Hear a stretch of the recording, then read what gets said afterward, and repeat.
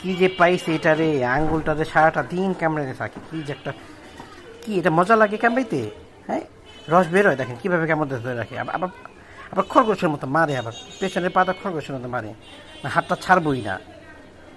দাঁতটা দেখি, দাঁতটা দেখি। হ্যাঁ, দাঁতটা তো দাঁড় হয়ে গেছে, শিরশির করে নয়। এই দাঁতগুলো ভেঙে দিব, এই দাঁতগুলো ভেঙে দিলে আর কামড়াকামড়ি করতে পারবো না।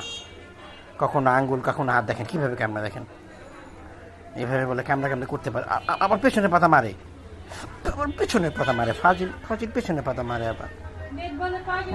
ফাজিল ফাজিল কোনখানকার।